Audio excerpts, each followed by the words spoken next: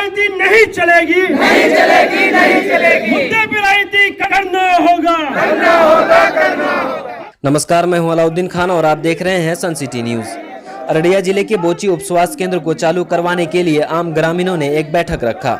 इस मौके पर गैर सरकारी संगठन अररिया का मुद्दा के संचालक फैसल जावेद यासीन ने कहा कि स्वास्थ्य केंद्र लोगों के जिंदगी से जुड़ा हुआ है, इसे चालू करवाना बहुत ही जरूरी है। हम कुछ नई चीज नहीं मांग रहे हैं, भारत सरकार के स्वास्थ्य मंत्रालय के गाइड में जो लिखा है उसे ही मांग रहे हैं। हम अपना हक मांग रहे हैं। श्री यासीन ने कहा कि अररिया जिले के सभी ग्रामीण स्वास्थ्य केंद्र को चालू करवाने के लिए हम संकल्पित हैं। इसके लिए गांव-गांव जाकर जागरूकता अभियान चलाया जाएगा। बोची पंचायत की आबादी करीब 10,000 है, किंतु यहाँ स्वास्थ्य केंद्र के नाम पर एक भवन करीब 10 साल पहले बना तो है, लेकिन अभी तक इसे चालू नहीं किया जा सका, जिस कारण ग्रामीणों को काफी परेशानियों का सामना करना पड़ता है। प्राथमिक उपचार के अभाव के कारण कई बार मरीजों की जान भी जोखिम में रहती है। इस केंद्र को चालू होने से आसपास के पंचायतों के करीब 40,000 लोगों को लाभ होगा। आगे उन्होंने क्या कुछ कहा, आप भी सुनिए। हम भारत सरकार से या बिहार सरकार से कोई नई चीज नहीं मांग रहे भाई साहब। हम कुछ भी ऐसा नहीं मांग रहे हैं कि जो जबरदस्ती हो। जो उनका गाइडलाइन है, जो कानून में लिखा हुआ है, जो पार्लियामेंट में पास हुआ है, बस वही मांग रहे हैं, और वो फ्री में नहीं मांग रहे हैं।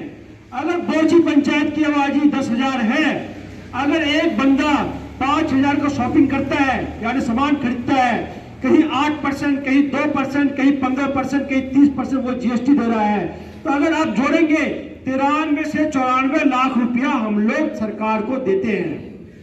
मुझे अगर कोई महसूस करता है कि हम सबसे गरीब हैं, उनको आप यहाँ खड़ा कर दीजिए। वो अगर 3,000 रुपए भी खर्च करता होगा तो 400 रुपया उसका टैक्स जाता है। क्या वो बेचारा यहाँ से 100 रुपये का मोटरसाइकिल का तेल जलाकर या 25 रुपये किराए जाकर अररिया में इलाज क्यों कराए? हम बार बार यही समझाने की कोशिश करते हैं, भाई साहब हम कुछ भी नया नहीं मांग रहे हैं। जो कानून में है वही मांग रहे हैं, जो भारत के नागरिक को मिलना चाहिए वही मांग रहे हैं। लोग आज मालूम चला, मेरे कार्यकर्ता को दो तीन लोग बोले आज कि कुछ नहीं होगा इससे। इतना बड़ा सदस्य ये आवेदन 7 फीट का, इससे कुछ नहीं होगा। भाई साहब यकीन मानिए, A4 साइज में छोटे से आवेदन से बहुत बड़ा काम होता है। इसका सबूत है हमारे पास। अगर आप अररिया हॉस्पिटल में जाए, पहले 1 लोग बैठते थे, सिर्फ 1 डॉक्टर, और जवाब क्या आता था सिविल सर्जन का?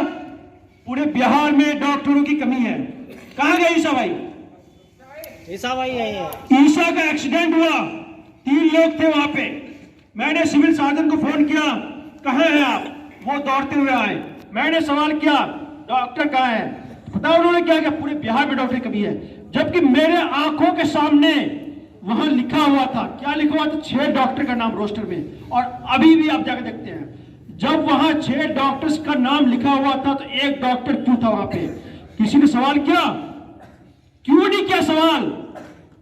और जो सवाल करता है उसे आप गाली देते हैं, उससे कुछ नहीं हो पाएगा। दोस्तों, मुझे भी लगा था कि यहाँ के लोग कहते हैं कुछ नहीं हो पाएगा, हो सकता है, मैं कोशिश करता हूं, चलो मुझसे भी नहीं हो पाएगा, लेकिन नहीं भी होगा तो मैं अपनी जिम्मेदारी का एहसास करूंगा, मेरी जिम्मेदारी निभाया। दोस्तों, वहां मैंने हंगामा किया, सब कुछ किया, और अगले दिन मैंने लेटर लिखा। आप पता कीजिए 5 डॉक्टर बैठना शुरू हुआ या नहीं हुआ, लेकिन उसके लिए क्या करना?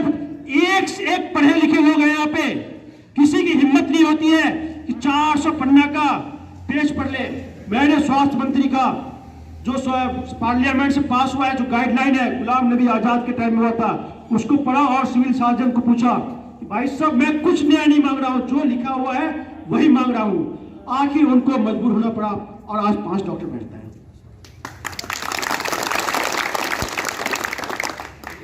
वैसे सीटी स्कैन जिसका 5,000 6,000 रुपये लगता है, यहां से पूर्णिया आप जाते हो, ठीक है, आज अस्पताल में बहुत मेहनत करने के बाद, रात भर जाग के पर्दे के बाद उसको हमने प्रेशर में लिया, और स्ट्रेचर नहीं मिलता है, अभी भी नहीं मिलता, उसके लिए भी हम आंदोलन कर रहे हैं। सीटी स्कैन लाया, एक्सरे।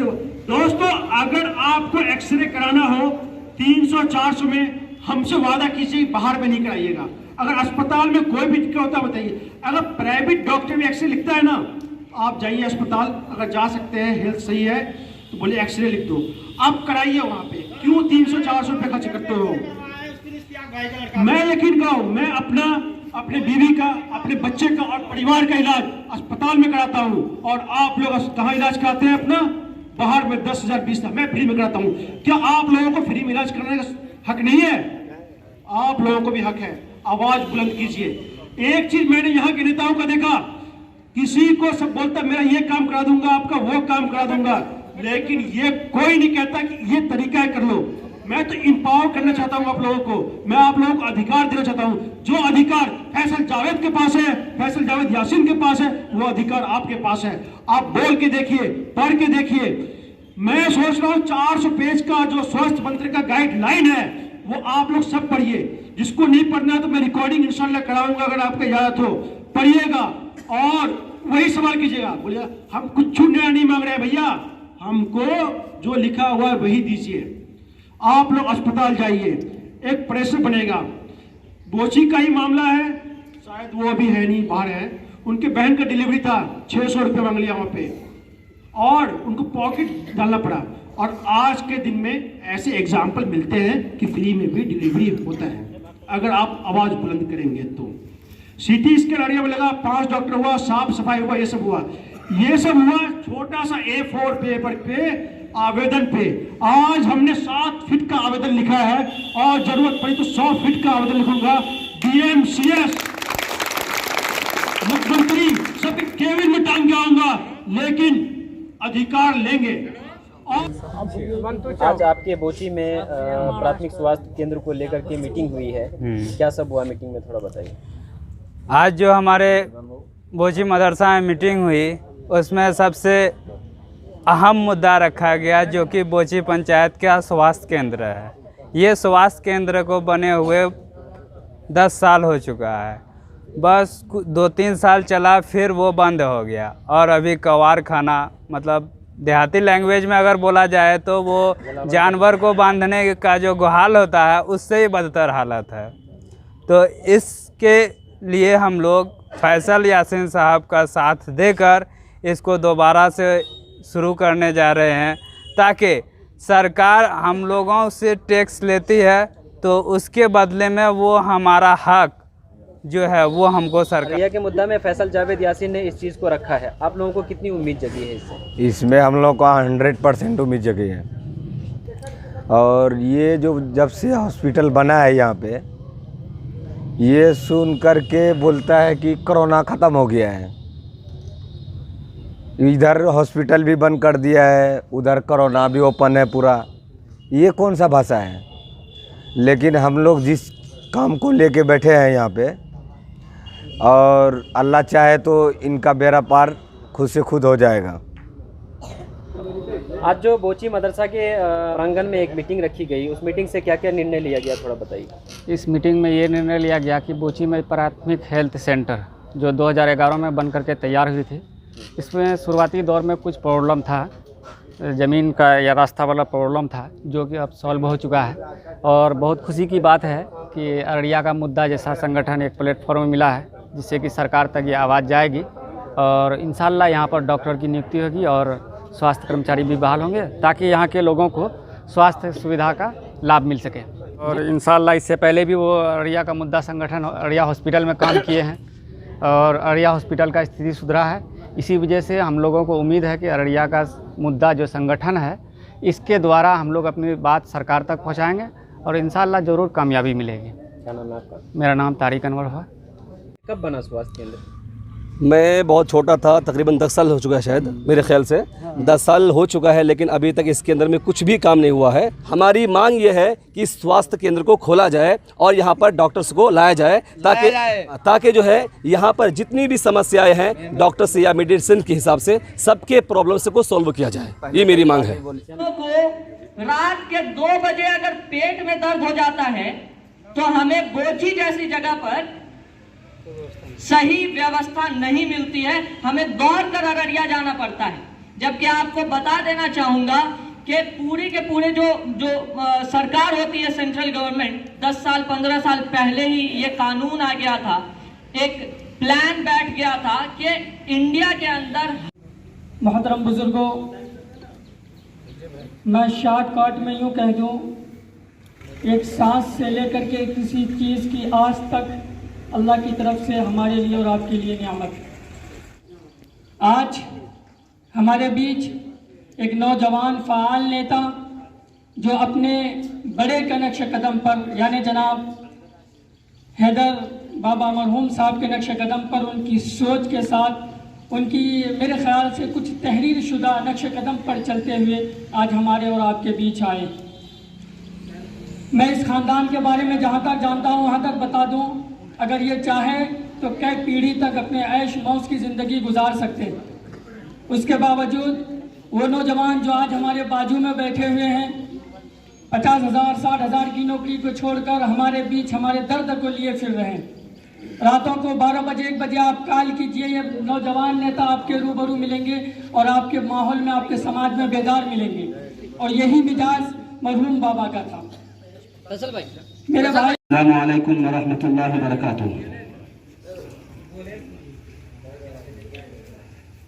दिल बदल सकते हैं, जज्बात बदल सकते हैं, दिल बदल सकते हैं, जज्बात बदल सकते हैं, मुल्क के फिक्र ख्यालात बदल सकते हैं, तुम बदल जाओ तो यारो हालात बदल सकते हैं। अज़ीज़ान गिरामी, जैसा कि आपको मालूम है, बहुत ही अहम और कीमती मुद्दा को उठाया जा रहा है, जो मुद्दा हमारा अररिया का मुद्दा है। और ये मुद्दा हमारे लिए इतनी ज़रूरी है जिस तरीके से हम लोग अपने घरों में कोई चीज़ की ज़रूरत समझते हैं। मिसाल के तौर पर हमारे घरों में नमक ना हो तो हमारे लिए परेशानी का बायस बन जाता है। उसी तरीके से हमारे समाज के लिए एक हॉस्पिटल का होना बहुत ही ज़रूरी है। हमारे समाज के अंदर में किसी को परेशानी होती है, किसी को दिक्कत होती है, सबसे पहले उनके लिए एम्बुलेंस ढूंढते हैं या छोटी मोटी गाड़ी ढूंढते हैं। चाहे किसी भी वक्त हो, रात हो, दिन हो, सुबह हो, शाम हो, कोई भी टाइम हो, इंसान परेशान हो करके भागे भागे अररिया भागते हैं।